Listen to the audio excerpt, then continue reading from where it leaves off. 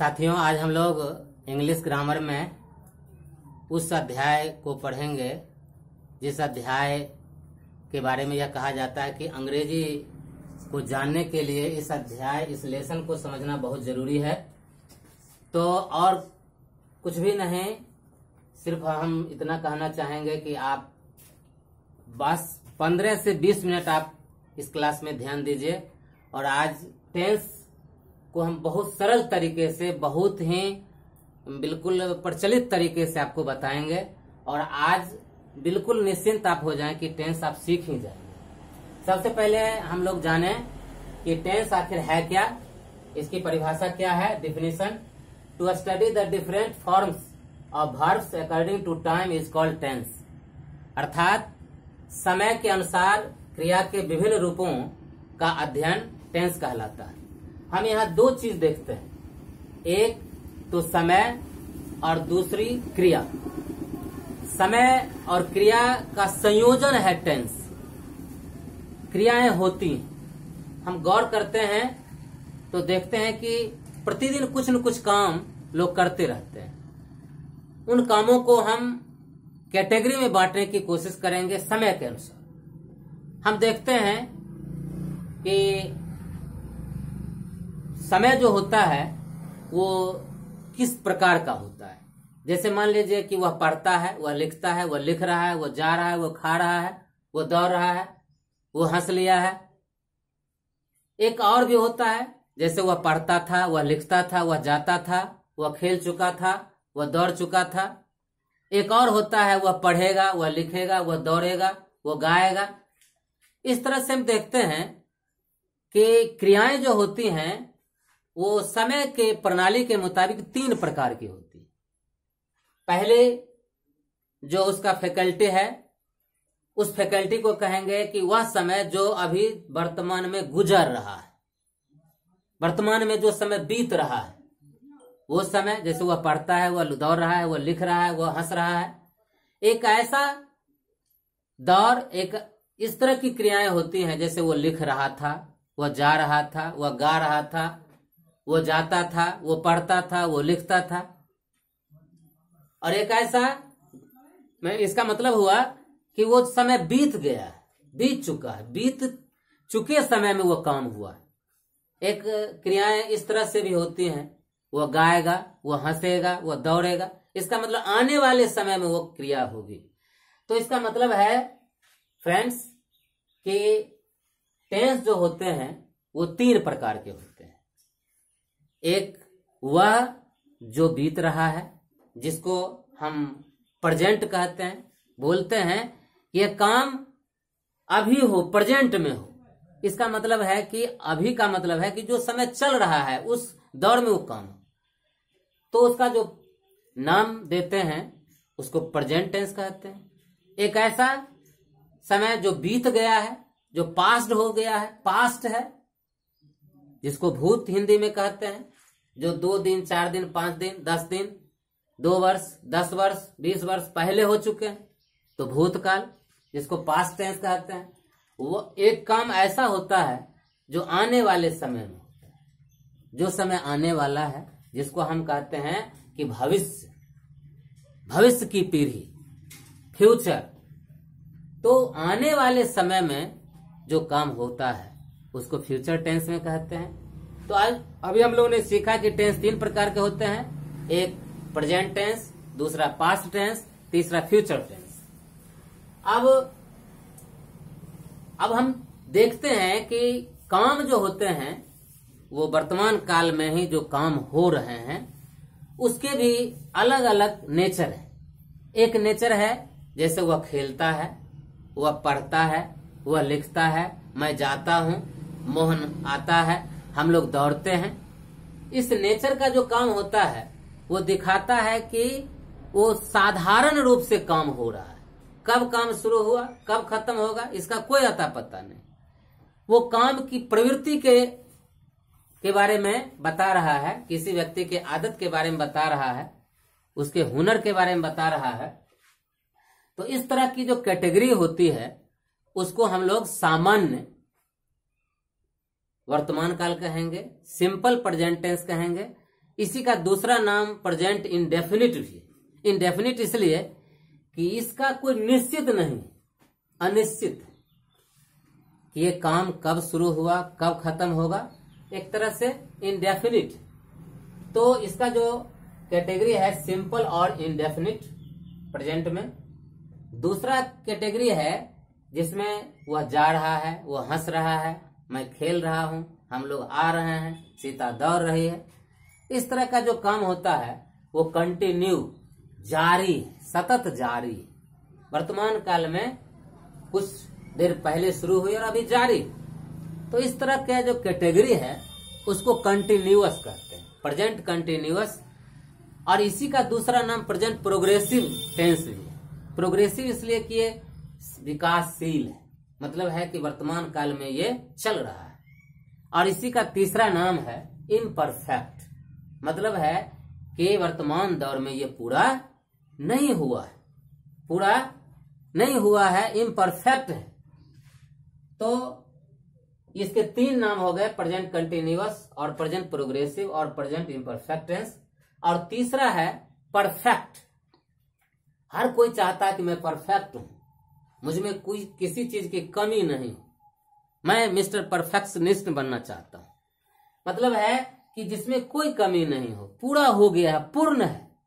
तो जो काम पूर्ण हो चुका है वर्तमान काल में, तो उसको हम लोग प्रेजेंट परफेक्ट टेंस के अंतर्गत रखते हैं। जैसे मैं पढ़ चुका हूं, वह खेल चुका है, राधा गा चुकी है, सीता हंस चुकी है, वे लोग पुस्तक खरीद लिए हैं, हम लोग घर आए हैं।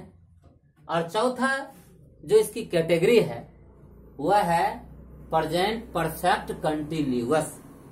इसमें परफेक्ट भी है और कंटिन्यूअस भी है, काम पूर्ण भी हो चुका है और सतत जारी भी है। कुछ दिन पहले शुरू हुआ, कुछ पार्ट इसका पूरा हुआ और शेष पार्ट जारी है। जैसे वह 10 दिनों से खेलता आ रहा है, राधा 5 दिनों से टहलती आ रही है, हम लोग 10 वर्षों से अंग्रेजी ग्रामर पढ़ रहे हैं, वे लोग 15 वर्षों से फुटबॉल खेल रहे हैं। इस तरह के जो काम हैं वो कुछ दिन पहले शुरू हुआ और अभी तक वर्तमान में जारी है। तो इस तरह से फ्रेंड्स हमने सीखा कि प्रेजेंट टेंस के 4 पार्ट्स हैं, उसके भेद हैं, सिंपल प्रेजेंट और present indefinite tense, present continuous और प्रेजेंट प्रोग्रेसिव और प्रेजेंट इंडेफिनिट टेंस, तीसरा है प्रेजेंट परफेक्ट टेंस और चौथा है प्रेजेंट परफेक्ट कंटिन्यूअस टेंस। अब हम लोग बारी बारी से इनके बारे में हम पढ़ेंगे, हम लोग कि किस तरह के वाक्य को हम किस कैटेगरी में रखेंगे, उसकी पहचान का तरीका क्या है और उसको हम किस तरह से आसानी से ट्रांसलेशन किस तरह से बना सकते हैं, इसको हम लोग बारी बारी से देखेंगे। सबसे पहले सिंपल प्रेजेंट टेंस और प्रेजेंट इंडेफिनिट टेंस, इसके बारे में हम लोग पढ़ेंगे। तो फ्रेंड्स हम लोग देखते हैं, कुछ वाक्यों का उदाहरण लेते हैं इसको समझने के लिए। जैसे मोहन जाता है, राधा खेलती है, हम लोग हंसते हैं, सीता दौड़ती है, मैं पुस्तक पढ़ता हूं, हम लोग घर जाते हैं। इस तरह के जो कुछ वाक्य हैं, इस वाक्य में कुछ कॉमन चीज है। और कॉमन क्या है? तो सभी की क्रिया के अंत में ता है या ती है या ते हो या ते हैं, इस तरह की कुछ कॉमन चीज है। तो उन कॉमन चीज को हम लोग समझेंगे और एक परिभाषा तैयार करेंगे अपने से कि जिस हिंदी वाक्य की क्रिया के अंत में ता, ते, ते के बाद है, हैं, हो, हूं इत्यादि रहे, उसे सिंपल प्रेजेंट टेंस या प्रेजेंट इंडेफिनिट टेंस का वाक्य समझते हैं। ये तो हम समझ गए कि ये किस टेंस का वाक्य है। अब जो ही हम समझ गए तो ही ट्रांसलेशन बनाना आसान हो गया। अब हमें करना क्या है तो पहले तो मैं बिल्कुल सामान्य तरीका बताता हूं, बिल्कुल सिंपल तरीका, एकदम रटने की जरूरत नहीं है, एकदम समझने की जरूरत है। और सिंपल तरीका क्या है कि बस दो ही चीज याद रखना है। एक चीज तो ता या ती के बाद है लगा हुआ, और दूसरा चीज समझना है कि ता ते ती के बाद है को छोड़ करके दूसरा चीज लगा हुआ। क्या सब हो सकता है? है हो सकता है, हो सकता है, हूं हो सकता है। ये दो कैटेगरी के वाक्य होते हैं, और इन दोनों कैटेगरी के वाक्य को जब हम समझ लेते हैं तो ट्रांसलेशन बिल्कुल आसान है। सिर्फ ध्यान ये रखना है कि उसका जो स्ट्रक्चर है उस स्ट्रक्चर को हमको ध्यान रखना है। और स्ट्रक्चर क्या है? तो सब्जेक्ट प्लस V1 या V5 प्लस ऑब्जेक्ट, बस इतना ही याद रखना। अब सब्जेक्ट क्या है? तो सब्जेक्ट का मतलब हुआ काम करने वाला। किसी भी वाक्य में जो क्रिया का संपादन करता है वह सब्जेक्ट कहलाता है। जैसे मैं पढ़ता हूं, क्रिया का संपादन मैं कर रहा है तो मैं सब्जेक्ट हो गया। मोहन जाता है, क्रिया का संपादन मोहन कर रहा है, मोहन सब्जेक्ट हो गया। सीता हंसती है, क्रिया का संपादन सीता कर रही है, सीता सब्जेक्ट हो गई। राधा नाचती है, क्रिया का संपादन राधा कर रही है, राधा सब्जेक्ट हो। हम लोग आते हैं, क्रिया का संपादन हम लोग करते हैं, हम लोग सब्जेक्ट हो गए। तो सबसे पहले सब्जेक्ट रख देना है, इसके बाद V1 या V5 रखना है। फ्रेंड्स, हम जान लें कि इंग्लिश ग्रामर में वर्ब्स के 5 फॉर्म्स होते हैं, V1, V2, V3, V4, V5। यहां V1 और V5 की चर्चा हम करेंगे। V1 क्या है? V1 का मतलब हुआ सब्जेक्ट, माने V1 का मतलब हुआ वर्ब्स का जो नेकेड फॉर्म्स है, यानी उस वर्ब में न ing लगा हुआ है, न s या es लगा हुआ है, न d या ed लगा हुआ है। Naked forms of verbs is called V1, यानी वर्ब का जो नेकेड फॉर्म है वो V1 कहलाता है। और V5 का मतलब हुआ कि V1 में जब s या es लग जाता है तो वो V5 हो जाता है। अब यहां पर ये हम समझें कि V1 जो होता है वो हमेशा प्लुरल में होता है। अब सारे लोगों को आश्चर्य लगता होगा कि जब किसी वर्ब में न ed लगा है, न d लगा है, न s न es, कुछ भी नहीं लगा हुआ है, तो वह प्लुरल फॉर्म में होता है, यानी बहुवचन में होता है।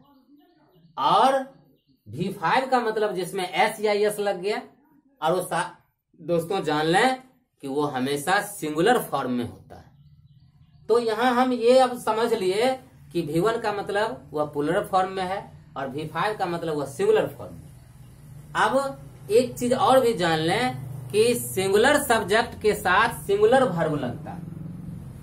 सिंगुलर सब्जेक्ट के साथ सिंगुलर वर्ब लगता है और प्लुरल सब्जेक्ट के साथ प्लुरल वर्ब लगता है। यानी इस चीज को हम बिल्कुल आसानी से समझ लें, एकदम भूलना नहीं है। और इसको अगर आसानी से हम याद रख लिए तो हमें ट्रांसलेशन बनाने में बिल्कुल भी कठिनाई नहीं होगी, बिल्कुल आसानी होगी। एकदम हम आसानी से इस ट्रांसलेशन को बना सकते हैं, एकदम बिल्कुल आसानी से। यानी सिंगुलर सब्जेक्ट के साथ सिंगुलर वर्ब लगते हैं। सिंगुलर सब्जेक्ट के साथ सिंगुलर वर्ब, इसको हम ये एकदम याद रखें। जैसे मान लीजिए कि राम एक लड़का का नाम है, ये सिंगुलर है सब्जेक्ट, और उसके साथ वर्ब्स V5 लगेगा। रीड में s लगा देंगे, रीड्स हो जाएगा। राम रीड्स, राम पढ़ता है। मोहन दौड़ता है, मोहन सिंगुलर हो गया। उसमें रन में s लगाएंगे तब वो सिंगुलर हो जाएगा, मोहन रन्स हो जाएगा। इस तरह से हम लोग पढ़ते हैं, हम लोग प्लुरल हो गए। हम लोग का मतलब हुआ कि एक से अधिक व्यक्ति का बोध उससे होता है। तो हम लोग के साथ वी के साथ एस या यस वाला वर्ब नहीं लगेगा, V1 लगेगा, तो वी रन हो जाएगा। हम लोग दौड़ते हैं, वी रन। हम लोग खेलते हैं, वी प्ले। मोहन और सोहन आते हैं, मोहन एंड सोहन कम। राधा दौड़ती है, राधा रन्स। तो इस तरह से हमें सिंगुलर सब्जेक्ट के साथ सिंगुलर वर्ब और प्लुरल सब्जेक्ट के साथ प्लुरल वर्ब, प्लुरल सब्जेक्ट के साथ प्लुरल वर्ब, ये हम लगाएंगे और इस तरह से बिल्कुल आसानी से हम ट्रांसलेशन बना सकते हैं। अब जैसे मान लीजिए कि मोहन, सोहन और रोहन जाते हैं, तो ये 3 लड़के का नाम है मोहन, सोहन एंड रोहन। इसका मतलब प्लुरल है। और जाते हैं तो टू गो मीन्स जाना, और इसका नेकेड फॉर्म गो हो गया। उसमें अब कुछ लगाने की आवश्यकता नहीं है। मोहन, सोहन एंड रोहन गो। सिर्फ उसमें एक चीज याद रखना है कि इस रूल के साथ सिर्फ एक सब्जेक्ट जो है वह एक्सेप्शन के रूप में आ जाता है और उसका नाम है आई। आई जिसका अर्थ होता है मैं, यह एक्सेप्शन के रूप में आता है। इसका ये होता है सिंगुलर, लेकिन इसका नेचर, इसका बिहेवियर प्लुरल वाला होता है। ये जहां कहीं भी बिहेव करता है वो प्लुरल के समान बिहेव करता है। मैं पढ़ता हूं, आई रीड होता है। मैं दौड़ता हूं, आई रन होता है। मैं खेलता हूं, आई प्ले। तो सिर्फ हमको आई को हम उसके बिहेव के मुताबिक प्लुरल वर्ब उसमें लगाएंगे और शेष जितने भी सब्जेक्ट सिंगुलर हैं उनके साथ सिंगुलर लगा देंगे, प्लुरल हैं उनके साथ प्लुरल लगा देंगे। तो हम लोगों ने फ्रेंड्स आज ये सीखा कि टेंस क्या है, टेंस के कितने भेद होते हैं, और फिर प्रेजेंट टेंस क्या है, प्रेजेंट टेंस के कितने भेद होते हैं, और फिर सिंपल प्रेजेंट टेंस के पहचान का तरीका क्या है और उसका स्ट्रक्चर क्या है और उसको हम कैसे उसका ट्रांसलेशन बना सकते हैं। फ्रेंड्स, इसको थोड़ा सा हम और आगे बढ़ाएंगे कि जैसे मान लीजिए कि सिंपल प्रेजेंट टेंस का ही एक वाक्य है, मैं खेलने के लिए विद्यालय जाता हूं। मैं खेलने के लिए विद्यालय जाता हूं, ये वाक्य है। अब इसका ट्रांसलेशन में हम लोग कैसे बनाएंगे? तो सबसे पहले मैं जाता हूं का बनाएंगे, आई गो। और खेलने के लिए का एक हम समझ लेंगे कि टू लगे हुए वर्ब के 4 अर्थ होते हैं। टू लगे हुए वर्ब के कितने अर्थ होते हैं? 4 अर्थ होते हैं। पहला अर्थ क्या है? जैसे टू गो है, टू गो है तो इसका मतलब जाना भी हो जाएगा, जाकर भी हो जाएगा, उसके बाद जाने वाला भी हो जाएगा और जाने के लिए भी हो जाएगा, जाने के लिए। तो टू लगे हुए वर्ब के 4 अर्थ होते हैं, जैसे टू रीड पढ़ना, पढ़कर, पढ़ने वाला और पढ़ने के लिए। जैसे हम लोग को कोई ट्रांसलेशन दे दें कि वह पढ़ने के लिए विद्यालय जाता है, तो सबसे पहले हम लोग बनाएंगे किसका ट्रांसलेशन? पहले तो वह जाता है का बनाएंगे, वह जाता है का क्या हो जाएगा? He goes. अब पढ़ने के लिए टू रीड। मैं खेलने के लिए जाता हूं, सबसे पहले बनाऊंगा कि मैं जाता हूं, आई गो, और खेलने के लिए to play, I go to play. वह पुस्तक खरीदने के लिए जाता है, he goes to buy a book. अब इसको थोड़ा सा और आगे बढ़ाएंगे कि वह किताब खरीदने के लिए बाजार जाता है, तो he goes to market to buy a book. वह पढ़ने के लिए विद्यालय जाती है, she goes to school to read. वे लोग क्रिकेट खेलने के लिए मैदान में जाते हैं, they go to play cricket in the field. तो इस तरह से हम छोटे से वाक्य से शुरू करेंगे और बड़े बड़े वाक्य का ट्रांसलेशन बिल्कुल आसानी से बना लेंगे। तो आज का हमारा समय यहीं समाप्त हो रहा है और कल हम लोग प्रेजेंट कंटिन्यूअस टेंस और प्रेजेंट प्रोग्रेसिव टेंस और प्रेजेंट इम्परफेक्ट टेंस और फिर प्रेजेंट परफेक्ट, फिर प्रेजेंट परफेक्ट कंटिन्यूअस टेंस को हम लोग पढ़ेंगे। तब तक आपसे विदा लेते हैं। धन्यवाद।